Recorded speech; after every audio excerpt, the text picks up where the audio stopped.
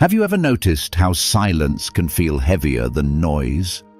How sitting alone, surrounded by familiar walls, the sunlight soft on the floor, can still carry a kind of emptiness? Not the kind the body complains about, but a weight the soul seems to hold, quiet, invisible, yet undeniable. We often think of aging in terms of the body, the stiffness of joints, the slowing of steps, the fading of memory.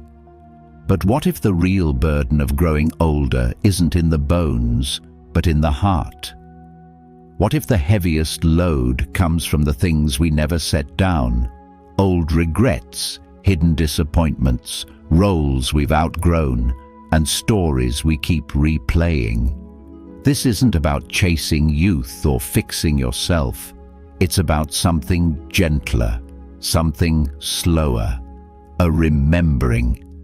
Because maybe the most important part of this chapter of your life isn't about adding more, but releasing, letting go, not to lose, but to return to lightness, to presence, to peace. So in these next few minutes, let's quietly explore 7 things the soul may no longer need to carry.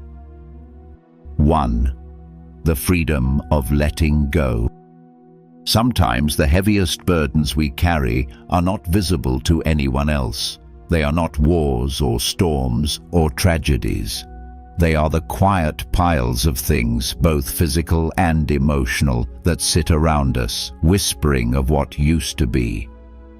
Clutter is often misunderstood as only the dust and disorder in our homes.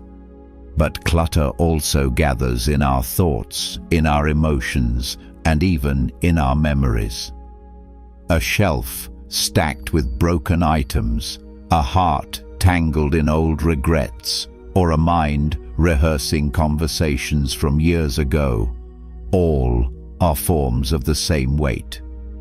There is a story of a woman named Amira who worked tirelessly in her garden. She planted more flowers than her yard could hold, cared for each one as though it were a child, and yet never felt at peace. One day, her neighbor asked why she worked from sunrise to sunset with no rest. Amira admitted she kept planting because she feared the silence that would come if she stopped.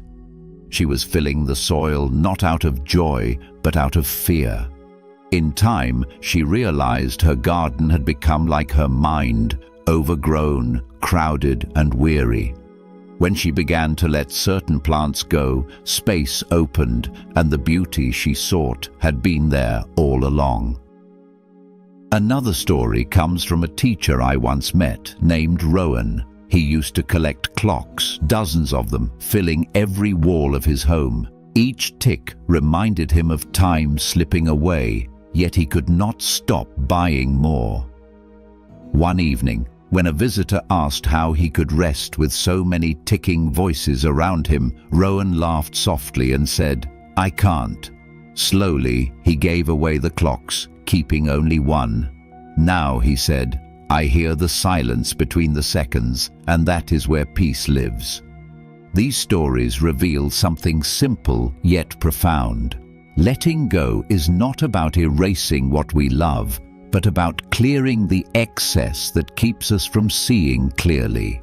A memory does not live inside an object. A relationship is not preserved by a drawer of untouched letters. And so, ask yourself gently, what in your life has become too heavy? What takes up space but gives no life in return? Sometimes freedom begins with a single drawer, a single thought, a single memory released. When we make space outside, we discover space inside. And within that space is the quiet lightness we have been seeking all along. 2. Embrace the gift of time. There are moments in life when the mirror feels like a stranger. The face looking back has changed, lines etching where there were none before, hair silvering with quiet persistence, a body that bends in ways it once did not. And yet, beneath those shifts, the same spirit still resides, carrying the laughter, sorrows, and tenderness of a life fully lived. What unsettles us most is not always the process of aging itself, but the fear of what aging means. In a world that praises youth as the highest form of beauty, growing older is too often seen as decline, as fading, as stepping into invisibility. Commercials promise us creams to erase time, while silence surrounds the deeper truth. To age is not to disappear, but to transform.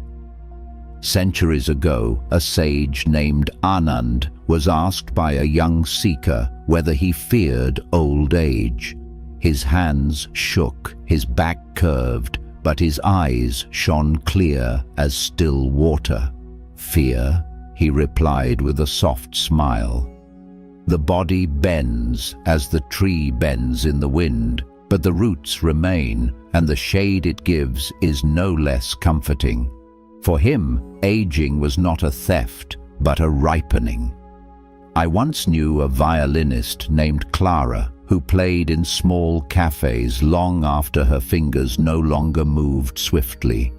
One evening, when a string broke mid-song, she simply hummed the melody with her voice. The audience was silent, then in tears. Once, she told me later, I feared losing my hands, but music was never in my fingers. It was in me. She had not grown smaller with age. She had grown deeper. Another man, Samuel, shared a story at 75. He had spent much of his life racing toward goals, career, wealth, recognition. "I used to think I was running out of time," he said. "Now I know time was never running out. It was teaching me to slow down so I could finally arrive." These stories remind us that the fear of aging blinds us to its beauty. Yes, the body shifts, but what softens in return is our grasping, our urgency, our constant hunger for more. In its place grows acceptance, patience, and gratitude. So let me ask you, what if aging is not something pressing against you, but something unfolding within you? What if each wrinkle, each step slower than before, is not a loss, but a doorway into a gentler freedom?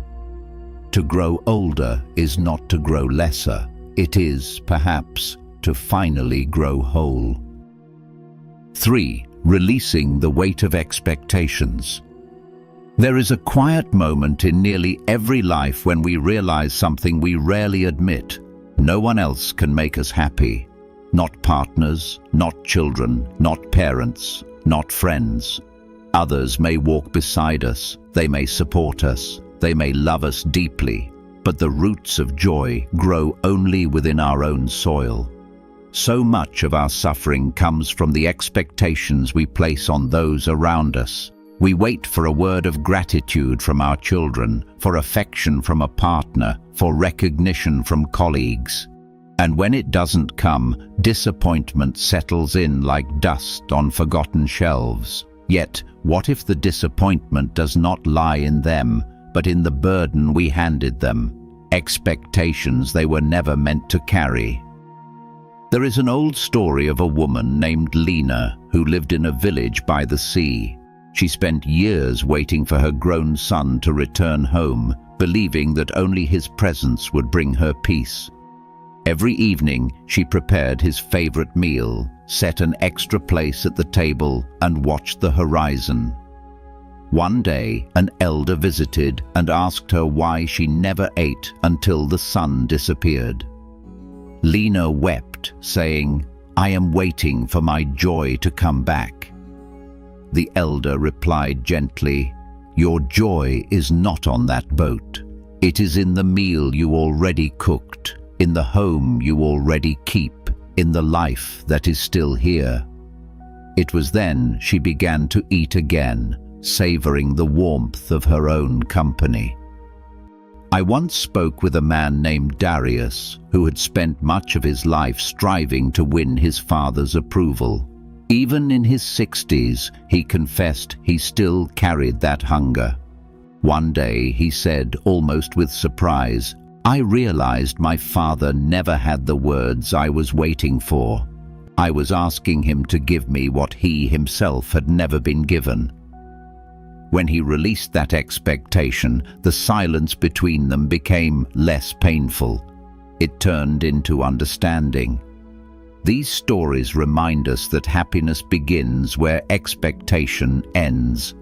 To release the belief that someone else must complete us is not loneliness, it is liberation. It allows us to love without condition, to give without keeping score, and to rest in the knowledge that our joy is ours to cultivate. So I ask you gently, what weight of expectation are you carrying today? Can you loosen your grip and let others be as they are, without demanding they fill what only you can? For in that release lies a lighter, freer way of living. One where love is not a transaction, but a gift, and happiness is not borrowed but rooted within. 4. Letting go of comparison. It often happens without notice. Perhaps while scrolling through a photo album, hearing a young voice speak with bold certainty, or watching someone run past your window with the kind of strength you once felt in your own body. A quiet whisper rises, "I used to be like that." If left unchecked, the whisper grows into ache. Where did that version of me go? Why am I not that anymore? Comparison with youth is one of the gentlest but most persistent forms of suffering. It doesn't arrive loudly. It slips in like a shadow, making us measure ourselves against a ruler we no longer need. Energy, beauty, speed, attention, these become unfair benchmarks because the past always seems to outshine the present when we hold them side by side. But pause for a moment. The younger self you long for could not have carried the storms you have weathered.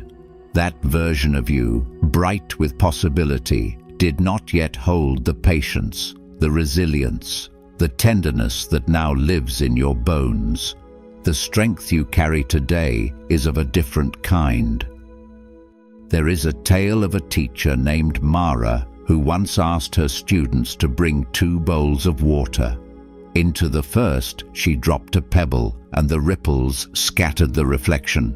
Into the second, still and deep, she dropped the same pebble, yet the reflection remained unbroken. Youth, she said, is like the first bowl, full of energy, but easily unsettled. Age is the second, calm, steady, able to hold even disturbance with grace. I once met a man named Julian in his late 70s who used to love hiking mountain trails. After knee surgery, he could no longer climb the peaks. For months, he avoided even the hills near his home, saying it hurt too much to remember what he'd lost. One day, he decided to sit at the base of the trail with a book. "I thought I would feel useless," he told me, "but I found joy in watching others climb. My eyes could still travel to the top, even if my legs no longer did." His peace came not from reclaiming youth, but from honoring the life before him now. This is the wisdom we are invited into, to allow youth to be youth, and to allow age to be age, without comparison. The Buddha once taught, when we compare, we create distance. When we accept, we create peace. So ask yourself with gentleness, what are you gaining by measuring your now against your then? And what might you discover if you embraced your present not as lesser, but as another chapter, one written in stillness, clarity, and depth? 5. Choosing peace over poison. As the years pass, many of us find ourselves craving peace more than anything else. Not only the peace of quiet rooms or gentle mornings, but the peace that settles inside, a calmness that comes when we no longer feel the need to armor ourselves before every conversation, every visit, every call. And yet, many of us still hold on to relationships that stir up unrest. Sometimes, the hardest truth to face is that those relationships are within our own families. There is a story told about a man named Nalin who lived in a small village. Each month, he visited his cousin, who never missed a chance to belittle him. No matter what Nalin shared, his work, his joys, his struggles, his cousin responded with scorn. Still, Nalin went, because that's what family does. One day, an elder noticed his sadness and asked, "If a well gives you poisoned water, do you keep drinking from it simply because you've known it since childhood?" That question stayed with him. He stopped visiting, not with anger, but with acceptance. In that release, he found space for peace. We are often taught that love means tolerance, that loyalty means enduring harm, that maturity means keeping relationships alive no matter the cost. But this is not wisdom, it is self-abandonment. The Buddha once said, "Holding on to resentment is like carrying a burning torch and wondering why your hands are scorched." Some fires are not meant to be carried. I remember a woman named Aisha, graceful in her 70s, who told me about her sister. For decades, their every conversation ended in criticism and guilt. "But she's my sister," Aisha said.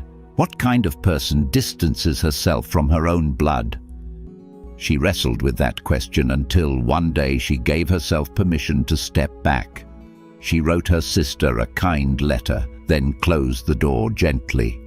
Later, she told me, "It wasn't anger I felt. It was air. I could breathe again." Letting go of toxic relationships is not about shutting people out with bitterness. It is about choosing peace over poison, clarity over confusion, love over fear. To honor your own light is not selfish. It is the beginning of true compassion. Because when your heart is no longer weighed down by harm, it has more room to love freely and more space to welcome connections that nurture instead of diminish. So ask yourself gently, does this relationship water your spirit, or does it drain it drop by drop? You deserve companions who help you grow, not ones who pull you back into shadows. And sometimes, the bravest form of love is the love you show yourself by stepping away. 6. Letting go of regret. There are memories we rarely speak of. They surface in the quiet hours, uninvited. Choices we wish we hadn't made, words we wish we had said, moments when fear or pride kept us silent. These regrets don't shout. They linger like shadows that follow us no matter how bright the day.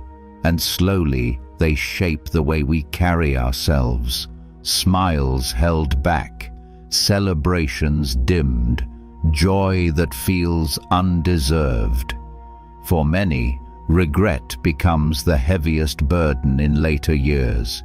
Not the stiffness in our joints or the thinning of our hair, but the weight of what we wish had been different.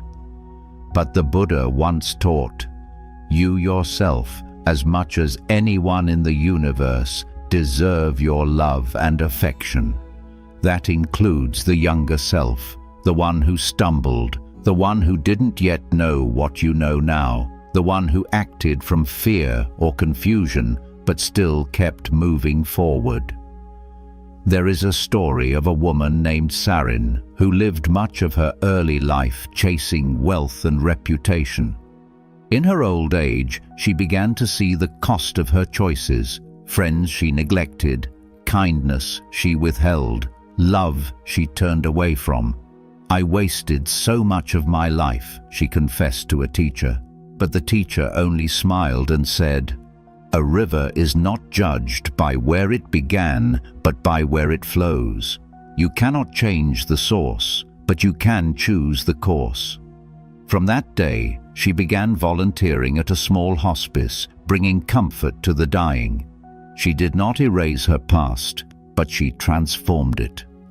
I once met a man named Elias who hadn't spoken to his daughter in 20 years. "I failed her," he whispered. "I wasn't the father she needed." He carried that guilt like a heavy stone in his chest. One evening, he sat down and wrote her a letter, not asking for forgiveness, but offering it to himself. "I release this weight. I cannot change what I was, but I can choose what I am now." Whether or not she replied was no longer the point.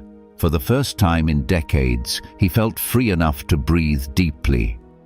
Regret is not meant to be a life sentence. Forgiveness is not forgetting. It is remembering with compassion. It is saying, "I did the best I could with what I knew, and now I know better, so I will live better." And when you loosen regret's grip, your hands open to something far more precious, the possibility of beginning again. Which brings us to the last, most persistent illusion, the belief that it's too late. 7. Beyond the lie of too late. There is a quiet sentence that slips into the mind as the years pass. It doesn't always speak aloud, but it lingers. "It's too late for me. Too late to change, too late to learn, too late to begin again." That whisper is not wisdom. It is fear wearing a mask of certainty. Time does not close its hand around us as tightly as we imagine. Yes, the body slows. Yes, the hair whitens. But life continues to move through us as long as we are breathing. The horizon does not end at 70 or 80 or 90. It simply shifts shape. I once knew a woman named Helena who spent decades caring for others, children, parents, even neighbors. At 78, she admitted she no longer knew what she wanted for herself. One day, she joined a local poetry circle just to listen. Within a year, she was writing verses of her own, shyly at first, then with growing courage. "I thought I was too old to begin," she said, "but what I really was finally ready." There was also Martin, who retired at 65 with a heavy sense of finality.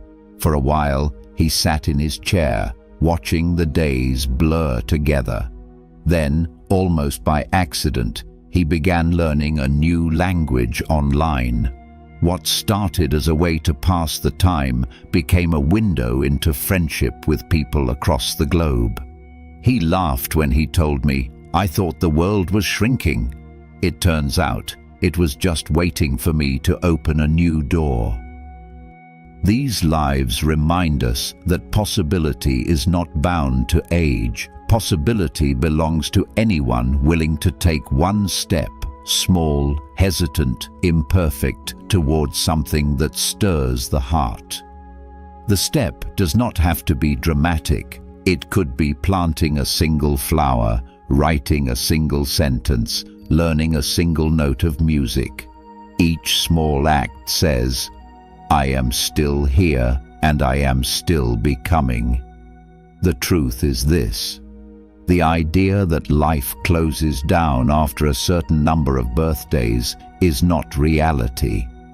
It is a story we've been told and too often believed. But you are not your age. You are your aliveness. So ask yourself, not with pressure, but with curiosity, what might awaken in me if I stopped asking, "Is it too late?" and began asking, "What calls to me now?" Because now is not the end. Now is the canvas, and every breath is still a brushstroke. And now, As we come to the close of this quiet journey, pause for a moment. Breathe in deeply and feel the life that still moves through you. All the lessons, the regrets, the burdens, the comparisons, they are part of your story, yet none define the canvas that is still waiting. You have the gentle power to release what no longer serves you, to let go, not to lose, but to return, to presence, to clarity, to lightness. Every step you take, no matter how small, carries the possibility of awakening something new within.